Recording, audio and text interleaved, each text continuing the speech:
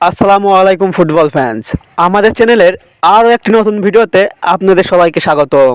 সর্বশেষ মার্চ মাসের ফিফা উইন্ডোতে এএফসি এশিয়া কাপ কোয়ালিফায়ার্সের গ্রুপ পর্বের নিজেদের সর্বশেষ ম্যাচটিতে সিঙ্গাপুরের বিপক্ষে মাঠে নেমেছিল বাংলাদেশ। আর সেই ম্যাচটিতে সিঙ্গাপুর জাতীয় স্টেডিয়ামে 1-0 গোলের পরাজয় নিয়ে মাঠ ছাড়ে হামজা জামাল ভুঁইয়ারা। সিঙ্গাপুরের সঙ্গে ম্যাচটির পর এবার ফিফা ফ্রেন্ডলির আরও একটি ম্যাচ খেলতে মাঠে নামছে লাল সবুজের বাংলাদেশ। আজকের এই ভিডিওতে আলোচনা করব বাংলাদেশের পরবর্তী ম্যাচটি কাদের বিপক্ষে এবং ম্যাচটি কবে কোথায় কখন অনুষ্ঠিত হবে তা নিয়ে।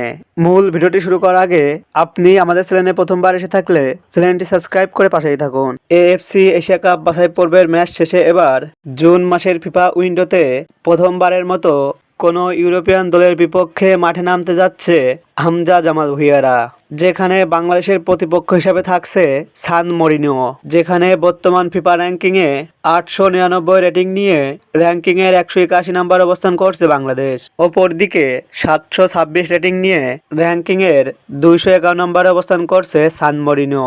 তাই বর্তমান ফিফা র্যাঙ্কিংয়ের দিক দিয়ে সান মরিনোর থেকে বাংলাদেশ 30 ধাপ এগিয়ে রয়েছে।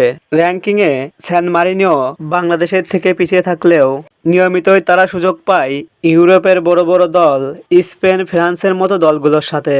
তাই বাংলাদেশের সামনে নতুন চ্যালেঞ্জ এশিয়ার গণ্ডি পার হয়ে ইউরোপিয়ান কোনো দেশের চ্যালেঞ্জ মোকাবেলা করার। বাংলাদেশ বনাম সান মারিনোর মধ্যকার ফিফা ফ্রেন্ডলির এই ম্যাচটি খেলা হবে সান মারিনোর স্টাডিও অলিম্পিকো ডি সেরাভাল্লে স্টেডিয়ামে এবং এই ম্যাচটি অনুষ্ঠিত হবে বাংলাদেশ সময় অনুযায়ী আগামী 5 জুন শুক্রবারে।